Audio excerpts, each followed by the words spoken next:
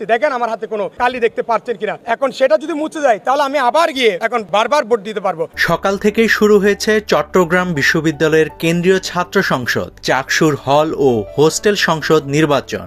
Vote দিতে সকাল 7:20 Chittagong railway station থেকে শাটল ট্রেনে ক্যাম্পাসের উদ্দেশ্যে রওনা দেন শিক্ষার্থীরা।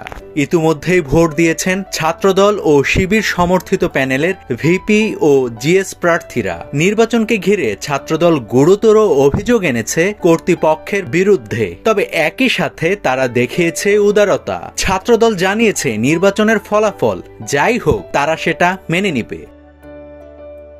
ছাত্রদল প্যানেলের জিএস প্রার্থী মোহাম্মদ শাফায়েত হোসেন অভিযোগ করেন, ভোটারদের আঙ্গুলে অমোচনীয় যে কালি দেওয়া হচ্ছে তা এক ঘষাতেই উঠে যাচ্ছে। সকাল 10টায় বিশ্ববিদ্যালয়ের কলা ও মানববিদ্যা অনুষদে ভোট দিয়ে তিনি এ অভিযোগ করেন।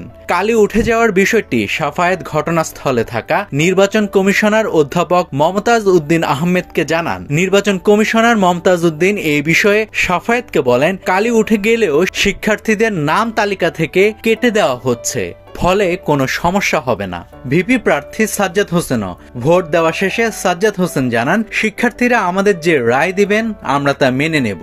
জয় পরাজয় যেটি হোক, আমরা অতীতে যেভাবে শিক্ষার্থীদের পাশে ছিলাম সেভাবেই থাকব। তবে যে প্রক্রিয়ায় ভোট দেওয়া হচ্ছে সেটি দুঃখজনক। ভোট শেষে একজন ভোটারের আঙ্গুলে দাগ দেওয়া হচ্ছে, তবে সে দাগ উঠে যাচ্ছে।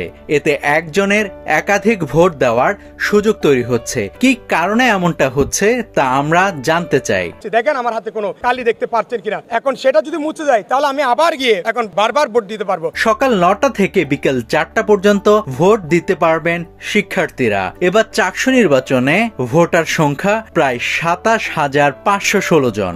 এর মধ্যে ছাত্রী সংখ্যা 11,156 জন। নির্বাচনে লড়তে প্রার্থী হয়েছেন 908 জন। এর মধ্যে কেন্দ্রীয় সংসদে 26 পদে লড়ছেন 415 জন। একই সঙ্গে 14টি হল ও একটি হোস্টেলে প্রার্থী হয়েছেন 493 জন। কেন্দ্রীয় সংসদে ভিপি পদে 24 জন, জিএস পদে 22 জন ও এজিএস পদে 22 জন প্রার্থী প্রতিদ্বন্দ্বিতা করছেন।